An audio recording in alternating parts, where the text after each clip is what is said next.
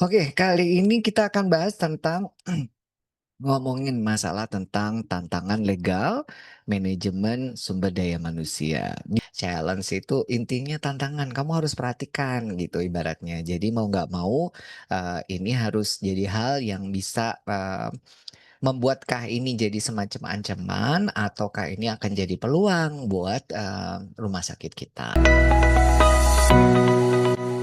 Nah, untuk Bapak Ibu yang baru pertama kali mungkin mendengarkan atau tahu saya, nama saya Dr. Rusdi Nur, MMRS. Kemudian saya sangat-sangat sekali peduli akan layanan kesehatan yang berkualitas dan bermutu tinggi. Satu atau dua contoh kejadian di lapangan, karena kita bicara betul-betul real ya. Jadi nanti tujuannya untuk proses pembelajaran, bukan untuk mengkritisi institusinya atau juga mengkritisi apalagi orang-orangnya ya. Tadi tantangan hukum ya, legal challenge. Sebenarnya kalau saya, di apa namanya, disimpulkan jadi supaya nggak terlalu karena banyak ya. Jadi masalah utama dalam, manajemen SDM ini kaitannya adalah diskriminasi dan masalah yang berkaitan dengan hak pekerja serta peraturan mengenai jam kerja. Nah, tantangan tersebut, sekali lagi, tantangan tersebut harus ditangani dengan hati-hati. Karena jika lingkungan kerja yang adil dan beretika tinggi, itu dapat mendukung perawatan pasien berkualitas tinggi. Itu bisa diwujudkan. Jadi tantangannya legal ya. Ada masalah diskriminasi, ada masalah hak-haknya pekerja, dan juga ada masalah peraturan tentang jam kerja. Pertama, harus harus dan harus update regulasi yang baru, yang terbaru ya, yang paling update. Orang HED yang kaitannya dengan manajemen. Contoh nih, contoh sebelum nanti saya bahas yang 3 ini ya, contoh yang terbaru misalnya surat edaran dari Kementerian Ketenagakerjaan bahwa sekarang ini sudah tidak boleh menahan menahan apa? Sudah nggak boleh nahan ijazah, ya kan? Kecuali ijazah atau sertifikat apapun nggak boleh, kecuali rumah sakit yang menyekolahkan atau membiayai. Nah, sebagai ganti jaminan maka boleh ditahan dengan, istilahnya aturan, kerjasama tertentu. Nah, istilahnya begitu ya. Nah, akhirnya kan nggak boleh. Tapi bagaimana caranya rumah sakit itu bisa challenge untuk, retention, untuk memastikan orang-orang yang sudah kerja itu tetap bekerja di dalam rumah sakit gitu ya. Karena kan kalau nggak ditahan Dok, kadang ada yang kabur. Nah, kita kan, eee, ditahan sesuai dengan kontrak kerja. Maksudnya kalau dulu kan boleh boleh ya, dulu tidak ada peraturan yang melarang, boleh selama tidak disalahgunakan. Jadi boleh disimpan di tempat yang aman, kemudian sesuai dengan kontrak kerja, jika sudah selesai maka ya dikembalikan. Sebegitunya dulu pada umumnya ya. Nah, ikatan dinas. Nah, terus bagaimana? Nah, kayak gitu kan, yes, itu it's a challenge. Makanya apakah pemerintah itu memberikan solusi gitu kan? Pokoknya nggak boleh, tapi solusinya nggak ada misalkan. Nah, ini kan akan ada praktek-praktek, maaf ya, praktek-praktek yang mungkin masing-masing rumah sakit tuh bisa saja berbeda, tempat kerja berbeda. Nah, ini kan yang challenge ya. Terus gimana Dok? Nah, itu salah satu challenge. 2 misalnya. Nah, sekarang 2 nih peraturan yang terbaru tentang, disiplin profesi medis ya, disiplin profesi ya, tenaga medis, tenaga kesehatan ya, yang terbaru ya. Itu kalau ada laporan baik itu dari sisi komplain, kemudian sengketa medis, laporan dari kepolisian, kemudian dari, laporan yang ranahnya pidana atau juga laporan ke majelis disiplin profesi, itu kenapa kok HRD harus baca, ya harus paham? Ya iya, karena itu kaitannya dengan nanti misalnya ya, oh ternyata tiba-tiba loh kalau ini ya tiba-tiba ya, bisa loh tiba-tiba polisi itu datang ya, tanpa tanpa nggak ada komplit tiba-tiba datang ya, datang terus, "Loh, terus kok tiba-tiba?" Tanya-tanya ke staf kita atau apa, tiba-tiba marah-marah dan segala itu apa sangat mungkin bisa saja hanya dalam, tiba-tiba tanpa surat gitu atau dengan surat dadakan dan nggak dipersiapkan. Nah, ini kan kaitannya juga berupa hak. Oh, jangan sampai staf ketakutan dan segala macam. Memang ada. Nah, contoh nih ya, kemarin tuh saya baca di beberapa rumah sakit ada yang polisinya datang investigasi gara-gara ada laporan, rumah sakit menyediakan obat yang kadaluarsa. Tiba-tiba polisinya datang melakukan penyelidikan. Kurang paham juga sih apa sudah kasih surat atau enggak ya di situ, tapi dia di berita yang saya baca, dia menginvestigasi dan menanyakan beberapa dokter, jaga, dan kemudian dan segala macam. Kenapa harus paham regulasi ini dulu ya, supaya kalau misalnya, oh nggak bisa dong kalau misalnya tiba-tiba datang penyelidikan terus nggak pakai surat pemberitahuan, nggak kita siapkan gitu ya. Bisa HRD itu membela kepentingannya kita, apalagi ya di yang terbaru pasal 56 di yang terbaru itu nanti harus baca, memang saya nggak kasih, harus baca jadi update ya.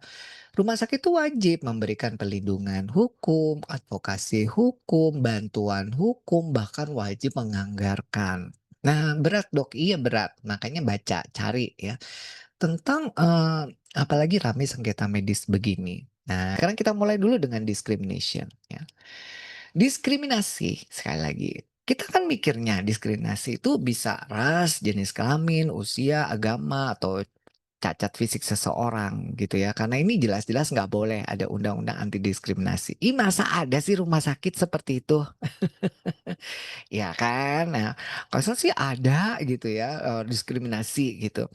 Memang diskriminasi ini, seringkali nggak kelihatan melok-melok mata. Melok-melok mata itu dengan mata lebar gitu ya. Jadi harus terselubung, kadang seperti nggak nyata padahal nyata, ya.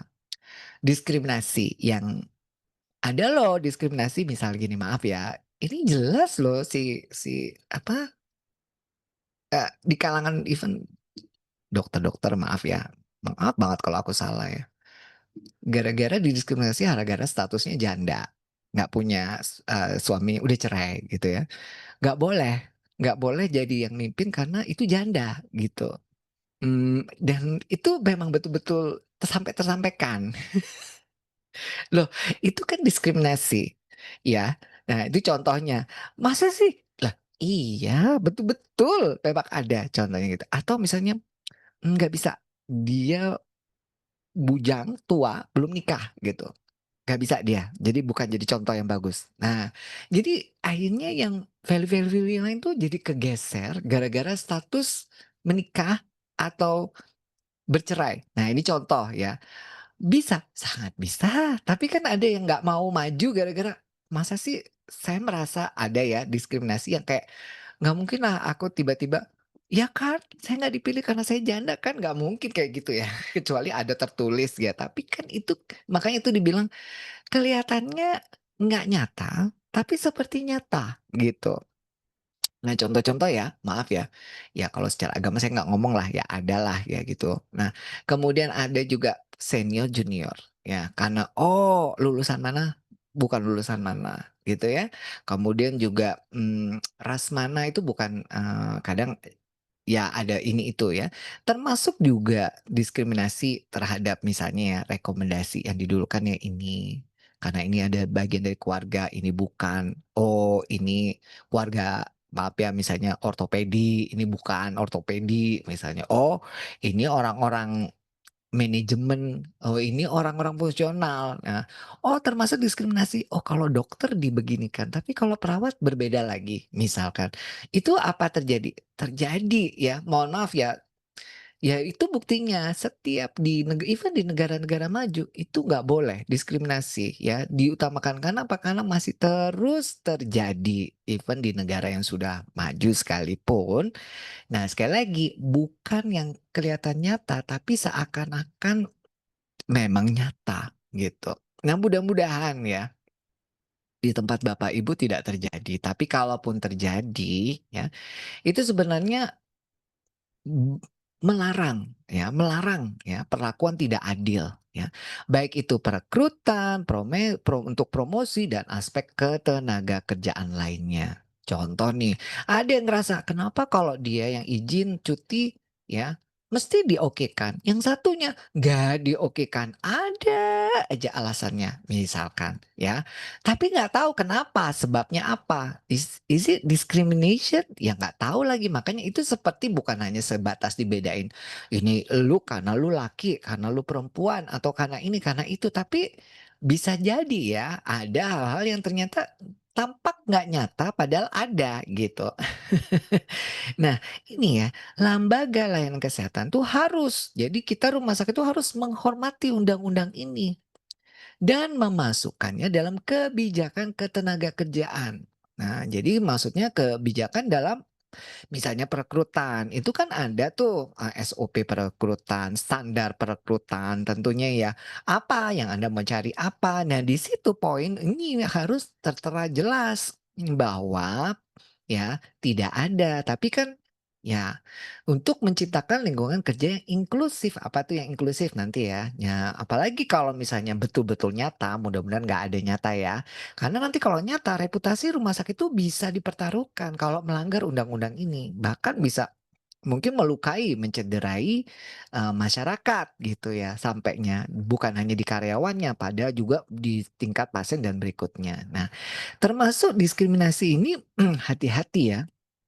Nah, apa lingkungan kerja yang inklusif itu di mana setiap karyawan merasa dihargai, diterima, dan didukung terlepas dari beda latar belakangnya apa, beda gender, beda usia, beda ras, beda agama, beda kemampuan fisik, dan selainnya. Inklusi ini menciptakan rasa memiliki dan memungkinkan setiap karyawan untuk berkontribusi penuh. Nah, contoh, misalnya, maaf ya, ada karyawan yang teridentifikasi kena HIV positif. Berubah sikapnya gitu, tiba-tiba manajemen. Tapi mungkin bisa dimengerti karena mungkin ada ketakutan. Terus apalagi sampai sampai misalnya nyebar kemana-mana, akhirnya malu, ada stigma ya.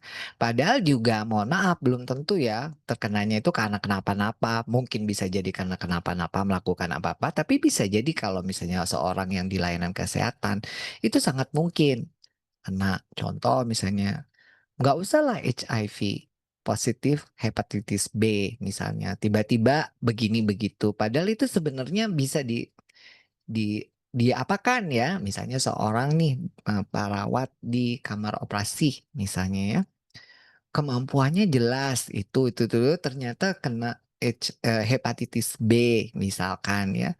Terus tiba-tiba perlakuannya berubah dan segala macam ditaruh di tempat yang dalam tanda kutip nah ini mungkin ada ketakutan-ketakutan tapi juga bisa dimengerti, tapi mungkinkah ini salah satu bentuk diskriminatif misalkan ya, ya tergantung ya kan makanya itu tadi bilang, seperti nyata seperti tidak nyata. Nah ada lagi nih contoh, ini maaf ya saya buka ya di lapangan tuh, saya ingat ada perawat saya di, bukan saya, bekerja sama saya waktu itu ya, dia itu punya vitiligo, vitiligo tahu ya yang kulitnya itu kayak Michael Jackson yang putih-putih tiba-tiba jadi putih-putih gitu ya sampai ke muka, tangannya udah. Jadi dia perawat yang bagus di ICU di rumah sakit sebelumnya. Entah gimana waktu itu kan jadi kan, perawat tuh apalagi kalau perempuan kan berusaha nutupin ya, nutupin tuh jadi pakai, make up yang tebal gitu ya, yang apa, apa tuh namanya, pokoknya tebel banget lah ya. Jadi untuk nutupin dan saya bisa mengerti ya. Oh iya, cuman dia cerita, waktu itu gimana ceritanya, pokoknya saya bersyukur banget Dok sama rumah sakit ini.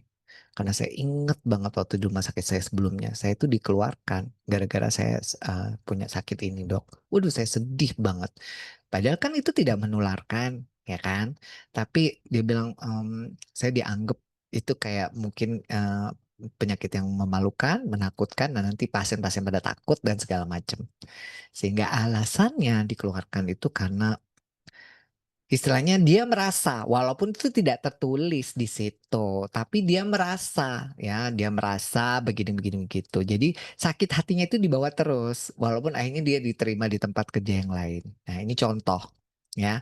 Nah, eee, hati-hati kalau kayak begini ya. Kalau apa namanya istilahnya, ini sesuatu yang masih terjadi even di 2025 ini ya, makanya, ini jadi challenge. Kadang, "Dok, bukan maksud saya begitu dok, dari HRD nggak begitu, tapi owner." Nah itu tadi, makanya itu jadi challenge. Sehingga saya bilang, itu tidak mudah, tapi memang, masih terjadi. Alright, berikutnya ya. Mmm, ini contoh. Viral dugaan larangan penggunaan hijab terhadap dokter dan perawat yang dilakukan oleh Rumah Sakit Medistra Jakarta Selatan.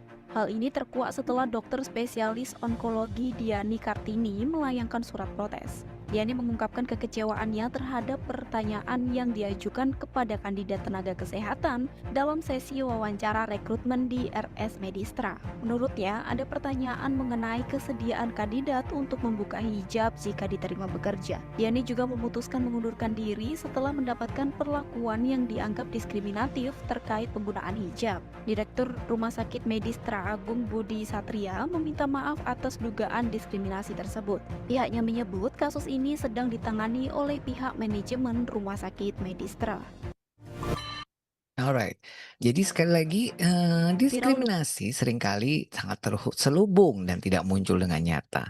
Sehingga orang tidak dapat langsung mengenali terjadinya diskriminasi. Bahkan seringkali beberapa kebiasaan yang sudah berjalan terus-menerus terkadang nampak seperti sesuatu hal yang biasa. Tapi jika ditinjau lebih dalam, maka hal tersebut diawali dari suatu kebiasaan yang diskriminatif. Tapi karena sudah berlangsung terus-menerus, udah dari berikutnya, jadi dianggap sesuatu yang normatif, yang biasa. Nah, tadi saya nggak bahas itu, tapi dulu saya juga pernah cerita ada di rumah sakit kami, di satu tempat itu, satu karyawan non-muslim yang sebelumnya bertahun-tahun terpaksa pakai hijab, gara-gara harus pakai hijab semua gitu, sehingga akhirnya dia merasa pergolakan batin dan akhirnya dia minta, karena ini perawat baik ya, baik banget, perawat ini perempuan baik dan disukai teman-temannya, akhirnya didukung oleh teman-temannya, akhirnya dia baru boleh, setelah berapa tahun itu dia mengambil pergolakan batin, akhirnya boleh dibuka, jilbabnya karena dia memang non muslim. Dan si dia itu akhirnya beberapa yang non-muslim lain akhirnya jadi yang agamanya Hindu, agamanya Kristen itu akhirnya jadi lepas, waktu itu cuma dia aja atau bagaimana, pokoknya yang akhirnya ada perawat-perawat lain yang tidak menggunakan jilbab. Si perawat ini namanya Alinta, saya masih ingat banget ya, Mbak Alinta. Jadi saya baru tahu ada juga yang kasus seperti itu. Nah ini contoh, tapi mudah-mudahan udah nggak ada lagi di zaman-zaman sekarang. Nah, sekali lagi saya nggak, karena ini sensitif ya masalah yang ini, saya nggak terlalu bahas terlalu banyak supaya Bapak Ibu yang penting sudah paham. Oke, nah, ini contoh ya, misalnya ini seorang dokter, ini dokter yang ngomong ya, dia bilang ini dokter yang ada di rumah sakit, negeri pemerintah dan dia PNS juga. Dia dia kesel karena apa, "Loh kok yang lain dokter spesialis ya, diduga jarang masuk kerja tapi kok terima gaji utuh sementara dia harus, terus-terusan kerja," gitu ya, kayaknya gitu. "Ini kok dibiarin atau ada apa?" Dia bilang. Berani loh dokter ini ya bilang pick up kayak gitu. Nah ini contoh ada, niat diskriminatif misalkan gitu ya. Nah contoh ya, nah dibilang ini lagi nih contoh ya, jadi bisa dipahami ya contoh-contohnya. Nah ini contoh seperti ini. DPR langsung bilang, wah ini zalim banget. Dia bilang ya, ini harus kita sebarluaskan. Ya oke, saya bilang ini untuk perjuangan bersama. Saya bilang ini dalam rangka kita menegakkan kebenaran. Ini bukan persoalan Primbasa Yanuarso pribadi. Ini bukan persoalan Rizky Adriansa pribadi. Ini persoalan kita bersama. Jadi akhirnya kita sepakat untuk menyampaikan ke publik atas kezoliman yang telah dilakukan oleh Kementerian Kesehatan kepada kita melalui tangan-tangannya itu untuk menghentikan saya gitu. Jadi ada 3 isu nih, Dokter Rizky. Bagian pertama, pemutusan hubungan kerja ini dilakukan atau pemberitahuan, apa istilahnya itu? Penghentian kerjasama.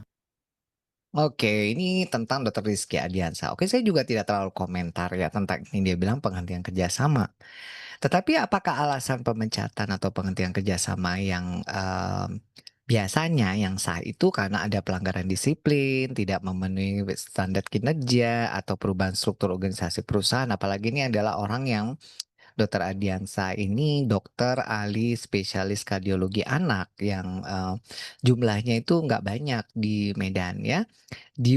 Didukung dan oleh bukti dan prosedur yang sesuai dengan peraturan perundang-undangan. Nah, kalau nggak ada kejelasan tanpa dasar hukum yang jelas, bisakah ini dianggap sebagai bentuk diskriminasi? Tanda tanya ya. Ya ini, karena pemecatan tuh harus ini. Nah ini contohnya ya. Jadi sekali lagi, diskriminasi itu seringkali nyata atau seringkali terselubung, lebih banyak terselubung ya daripada tapi saya nggak bilang bahwa diskriminatif itu bisa bukan hanya sekedar ras, agama, gender, atau cacat fisik, tapi bisa juga tentang junior, kemudian juga kesukaan nggak kesukaan, itu bisa saja arahnya ke sana kalau misalkan tidak didukung oleh, prosedur atau bukti yang sesuai gitu.